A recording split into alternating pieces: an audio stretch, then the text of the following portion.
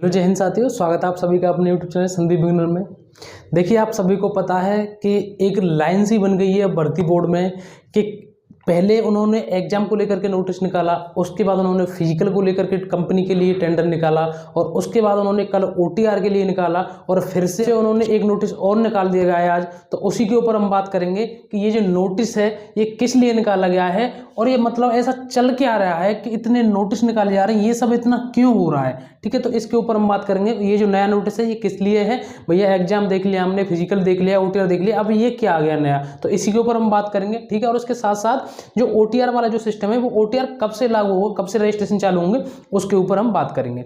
ठीक है, तो इसलिए आपको वीडियो लास्ट तक देखनी है और सभी अपडेट के लिए, सभी भर्ती संबंधित सूचना या परीक्षा संबंध में जानकारी या कोई भी पढ़ाई संबंधी आपकी कोई सूचना होती है वो टेलीग्राम पर डाल देता हूँ, उसकी लिंक मैंने डिस्क्रिप्शन में दे दिया, वहां से एक बार उसको ज्वाइन कर लेना। तो देखिए, सबसे पहले हम बात करें कि एक और नोटिस जारी हुआ है, एक और टेंडर जारी हुआ है। और ये जो टेंडर जारी हुआ है आज, ये किस लिए जारी हुआ है। देखिए, इसका जो मुख्य मैंने जो लाइन है ना वो यहाँ लिख दी है। ठीक है, हालांकि उसमें लगभग 4 या 5 पेज की जो पीडीएफ है, जो मुख्य उसका काम है वो क्या है कि पारदर्शी भर्ती प्रक्रिया के डेटा डिजाइनिंग और कार्यान्वयन के विश्लेषण के लिए, यानी कि जो भी आपका डाटा कलेक्ट होगा उसको एक फॉर्मेट में डिजाइन करना।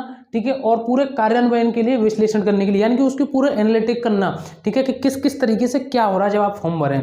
और दूसरी बात, जो भी डाटा आपका भर्ती बोर्ड में जाएगा, चाहे वो फिजिकल का हो, मेडिकल का हो, एग्जाम का हो, वो सारा डाटा एक जगह कलेक्ट होकर के एक बिल्कुल सीक्वेंस वाइज में, यानी कि जो ये कंपनी इसका जो टेंडर लेगी उसकी ये जिम्मेदारी होगी, कहीं किसी ने फॉर्म गलत तो नहीं भर दिया, किसी का फोटो मिसमैच तो नहीं है, कहीं किसी ने कोई गलती तो नहीं कर दी, कहीं किसी ने कोई 2 बार रजिस्ट्रेशन तो नहीं करा दिया, किसी के डाटा में कोई गड़बड़ी तो नहीं है, किस किस तरीके से क्या पैरामीटर्स होने चाहिए, वो सारी जिम्मेदारी इस कंपनी की होगी। ठीक है, तो इसलिए ये सारी चीज़ें भर्ती बोर्ड की ओर से तैयार की गई हैं। तो उसके लिए ये जो नोटिस है और इसकी जो लास्ट डेट है, इस जो कंपनी को देना है अपना जो आवेदन है उसमें भर्ती बोर्ड में, उसकी जो डेट दी गई वो दी गई 12 अक्टूबर तक। ठीक है, 12 अक्टूबर तक ये कंपनी निर्धारित होनी है। उसके बाद हम बात करेंगे ये सब इतना क्यों हो रहा है।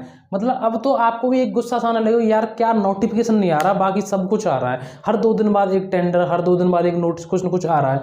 तो देखिए, मैं आपको बताऊं, मैं आपकी परेशानी समझ सकता हूं कि आपको सिर्फ और सिर्फ हर 2 दिन बाद कोई ना कोई नोटिस ही देखने को मिल रहा है। तो ये सब इतना क्यों हो रहा है, देखिए मैं आपको बताऊं कि ये सब इसलिए इतना हो रहा है कि अभी तक कभी भी आपने देखी है कि यूपी पुलिस के भर्ती बोर्ड में इतनी सारी वैकेंसी आई हो। ये वैकेंसी इतनी पहली बार आ रही हैं और इतने पदों पर आ रही हैं और एक साथ आ रही हैं। तो इसलिए ये सारी चीज़ें तैयार की जा रही हैं।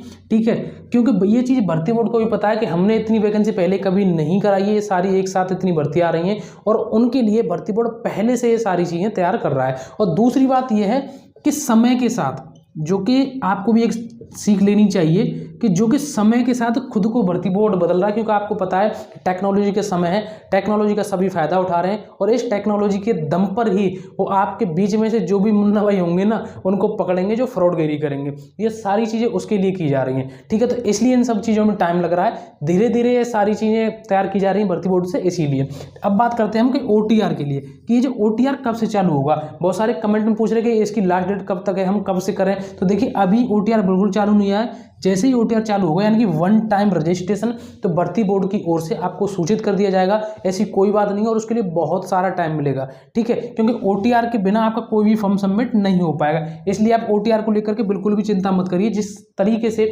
आपको ये पता चल गया कि ओटीआर लागू हो गया, उसी तरीके से आपको ये पता चल जाएगा कि ओटीआर कब से चालू हो रहा है। ठीक है, हम किस लिए, जब हम इतना सब कुछ बता रहे हैं तो इतना जो सबसे जरूरी है वो तो बता ही देंगे कि ओटीआर कब से लागू हो रहा है। ठीक है, तो ये सारी जानकारी थी फिलहाल अभी सब आपके लिए।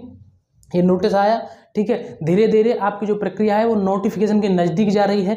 हो सकता है इन सारी चीज़ों को देखते हुए 2, 4 से 8, 10 दिन आपका नोटिफिकेशन ऊपर नीचे हो जाए टाइम में, लेकिन कोई दिक्कत नहीं। कुल मिलाकर के हमें ये शांति तो है कि ये जो प्रक्रिया चल रही है हमारी भर्ती को लेकर के आगे ही बढ़ रही है, ना तो थमी है प्रक्रिया, ना पीछे है, ना रुकी हुई है, आगे धीरे धीरे भर्ती बोर्ड अपने कामों को करता जा रहा है। तो कुल मिलाकर के ये सब अच्छा हो रहा है। इसलिए आप अपनी अच्छी तरीके से पढ़ाई पर ध्यान दीजिए। भर्ती बोर्ड अपने काम पर ध्यान दे रहा है, आप अपनी पढ़ाई पर ध्यान दीजिए। ठीक है, वो अपना काम कर रहे हैं, आप अपना काम करिए। तो फिलहाल बस आज के लिए मुझे बस यही जानकारी देनी थी आप सभी के लिए। अगर वीडियो अच्छी लगी हो तो वीडियो को लाइक करके एक बार चैनल को जरूर सब्सक्राइब कर देना, टेलीग्राम ग्रुप को ज्वाइन कर लेना। तो दोस्तों, आज के लिए बस इतना ही। हम मिलेंगे अगली नई वीडियो में एक नए टॉपिक के साथ। जय हिंद, जय भारत।